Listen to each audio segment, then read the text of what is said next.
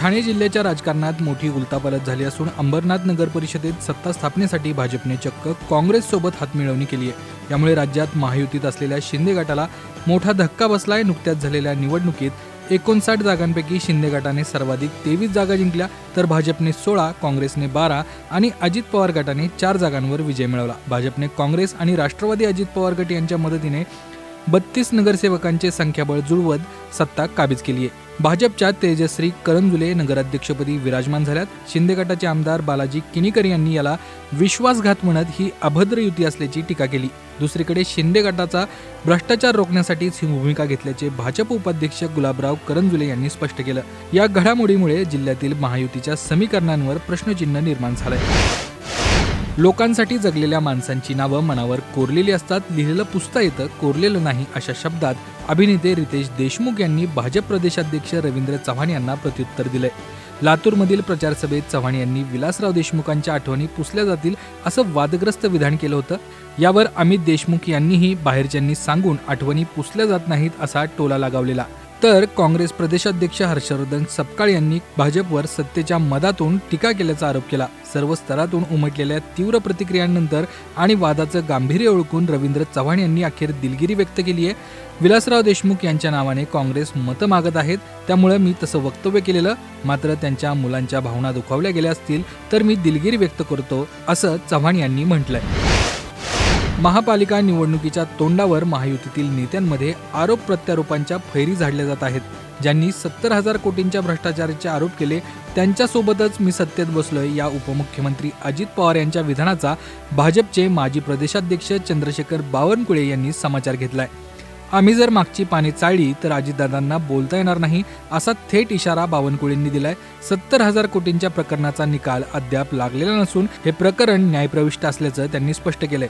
महायुतीत मतभेद निर्माण होतील अशी विधानं करू नये असा सल्लाही त्यांनी पवारांना दिलाय. पिंपरी चिंचवडमधील राजकीय वर्चस्वावरून उभय पक्षातील हा संघर्ष आता टोकाला जात असल्याचं पाहायला मिळतंय. काँग्रेसच्या ज्येष्ठ नेत्या सोनिया गांधी यांना श्वसनाचा त्रास जाणवल्यानं दिल्लीतील सर गंगाराम रुग्णालयात दाखल करण्यात आले. वाढतं प्रदूषण आणि थंडीमुळे त्यांना अस्थमाचा त्रास बळावल्याने खबरदारी म्हणून त्यांना डॉक्टरांच्या देखरेखीखाली ठेवण्यात आले. रुग्णालयाचे डॉक्टर अजय स्वरूप यांनी दिलेल्या माहितीनुसार सोनिया गांधी यांची प्रकृती सध्या स्थिर असून त्यांच्या प्रकृतीत वेगानं सुधारणा होते. त्यांना तज्ज्ञांच्या मार्गदर्शनाखाली उपचार दिले जात आहेत. गेल्या काही दिवसांपासून त्यांना खोकल्याचा त्रास जाणवत होता, त्यामुळे नियमित तपासणीसाठी त्यांना सोमवारी सायंकाळी रुग्णालयात आणण्यात आलं. प्रकृतीचा आढावा घेऊन पुढील 1-2 दिवसात त्यांना डिस्चार्ज मिळण्याची शक्यता आहे. कर्मचारी भविष्य निर्वाह निधी योजनेच्या वेतन मर्यादेत वाढ करण्याबाबत सर्वोच्च न्यायालयाने केंद्र सरकारला महत्त्वपूर्ण आदेश दिलाय. गेल्या 11 वर्षांपासून ही मर्यादा 15,000 रुपयांवर स्थिर असल्याने त्यावर 4 महिन्यांच्या आत निर्णय घेण्याचे निर्देश न्यायालयाने दिलेत. न्यायमूर्ती JK माहेश्वरी आणि न्यायमूर्ती SS चांदूरकर यांच्या खंडपीठाने सामाजिक कार्यकर्ते नवीन प्रकाश नौटियाल यांच्या याचिकेवर हा निर्णय दिलाय. याचिकेत म्हटलंय की अनेक राज्यांमध्ये किमान वेतन 15,000 रुपयांपेक्षा जास्त असूनही EPF मर्यादा न वाढवल्याने लाखो कामगार सामाजिक सुरक्षेपासून वंचित आहेत. EPFOच्या उपसमितीने 2022 मध्येच मर्यादा वाढवण्याची शिफारस केलेली, मात्र केंद्र सरकारने अद्याप त्यावर शिक्कामोर्तब केलेलं नाही. न्यायालयाने स्पष्ट केलंय की वेतन मर्यादा वाढवण्याबाबत सरकारला आता अधिक काळ प्रतीक्षा करता येणार नाही. या निर्णयामुळे खासगी क्षेत्रातील कर्मचाऱ्यांच्या पेन्शन आणि भविष्य निर्वाह निधीत मोठी वाढ होण्याची शक्यता निर्माण झाली आहे. महिंद्रा अँड महिंद्राने आपल्या लोकप्रिय SUV 700चे फेसलिफ्ट मॉडेल SUV 7X0 या नावाने भारतीय बाजारपेठेत लॉन्च केलंय. या SUVची सुरुवातीची किंमत 13.66 लाख एक्स शोरूम असून याची स्पर्धा टाटा सफारी आणि MG हेक्टरशी असेल. या नव्या मॉडेलचे सर्वात मोठे आकर्षण म्हणजे कंपनीने सर्व व्हेरियंट्समध्ये 8 स्टँडर्ड फीचर्स दिले आहेत. यामध्ये 31.24 centimetre coast to coast HD screen, 93 connected फीचर्ससह ॲड्रिनॉक्स प्लस, एलेक्सा आणि ChatGPT सपोर्ट, वायरलेस अँड्रॉइड ऑटो आणि ॲपल कारप्ले यांचा समावेश आहे. सुरक्षिततेसाठी सर्व मॉडेल्समध्ये 6 एअरबॅग्स देण्यात आले आहेत. याशिवाय cruise control, push button start stop आणि बाय LED प्रोजेक्टर हँडलॅम्प्स देखील स्टँडर्ड मिळतील. 8 जानेवारीपासून बुकिंग सुरू होणार असून डिलिव्हरी एप्रिल 2025 पर्यंत टप्प्याटप्प्याने केली जाईल. प्रसिद्ध टेक ब्रँड रेडमीने नवीन वर्षाच्या सुरुवातीलाच भारतीय बाजारपेठेत रेडमी नोट 15 5G स्मार्टफोन आणि Redmi iPad 2 pro 5G tablet सादर केलेत. रेडमी नोट 15 5G या फोनमध्ये 6.77 inch AMOLED display, Snapdragon 6 Gen 3 processor आणि 108 MP मुख्य कॅमेरा आहे. 8 128 GB व्हेरियंटची किंमत 22,999 रुपये असून 9 जानेवारीपासून याची विक्री सुरू होईल. रेडमी पॅड 2 प्रो 5G या 12.1 इंच डिस्प्ले असलेल्या या टॅबलेटमध्ये 12,000 mAh ची शक्तिशाली बॅटरी देण्यात आली आहे. वायफाय मॉडेलची किंमत 22,999 तर 5G मॉडेलची किंमत 25,999 रुपये. 12 जानेवारीपासून हा टॅबलेट खरेदीसाठी उपलब्ध होईल. निवडक बँकांच्या कार्डवर ग्राहकांना 3,000 रुपयांपर्यंत सवलत देखील मिळणार आहे. भारतीय शेअर बाजारात मंगळवारी 6 जानेवारी रोजी सलग दुसऱ्या दिवशी मोठी घसरण पाहायला मिळाली. व्यवहारादरम्यान सेन्सेक्स 500 अंकांनी कोसळला तर निफ्टीने 26,150च्या खाली धाव घेतली आहे. प्रामुख्याने ट्रेंट, रिलायन्स, ITC यांसारख्या दिग्गज शेअर्समधील नफा वसुली आणि परदेशी गुंतवणूकदारांच्या सततच्या विक्रीमुळे बाजाराचं मनोबल खचलंय.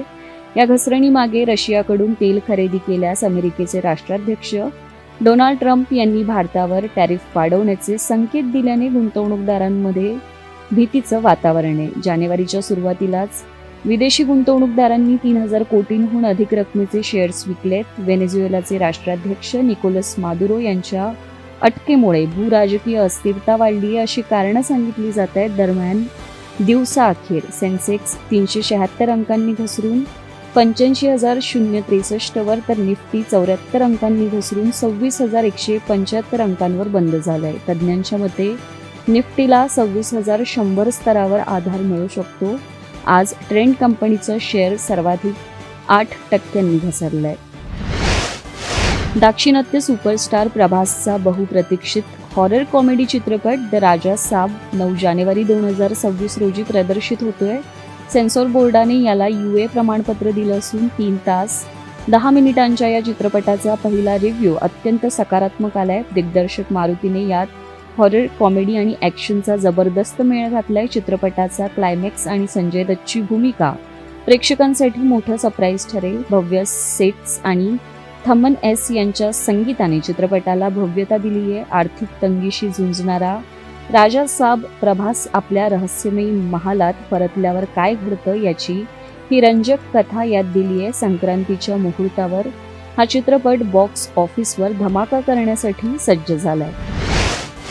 भारतीय क्रिकेट संघाचा माजी सलामीवीर शिखर धवन पुन्हा एकदा विवाह बंधनात अडकणार आहे. मिळालेल्या माहितीनुसार शिखर आपली दीर्घकाळाची मैत्रीण आणि आयर्लंडची मॉडेल सोफी शाईन हिच्याशी फेब्रुवारी 2026 मध्ये दिल्ली NCR मध्ये लग्नगाठ बांधणार आहे. गेल्या काही काळापासून त्यांच्या अफेअरच्या चर्चा रंगल्या होत्या. ICC चॅम्पियन्स ट्रॉफी 2025 दरम्यान सोफीला शिखरसोबत स्टँड्समध्ये पाहिल्यानंतर या चर्चांना उधाण आलं होतं. दुबईत सुरू झालेल्या मैत्रीचे रूपांतर आता प्रेमात झाले असून या शाही विवाहात क्रिकेट आणि बॉलिवूडमधील दिग्गज उपस्थित राहण्याची शक्यता आहे. सोफी शाईन ही आयर्लंडमधील एक यशस्वी प्रोडक्ट कन्सल्टंट असून सध्या ती अबुधाबी येथे कार्यरत आहे. शिखरचे पहिले लग्न आयशा मुखर्जीशी झालं होतं, मात्र 2023 मध्ये त्यांचा कायदेशीर घटस्फोट झाला. आता शिखर आपल्या आयुष्याची ही नवी इनिंग सुरू करण्यासाठी सज्ज झालाय.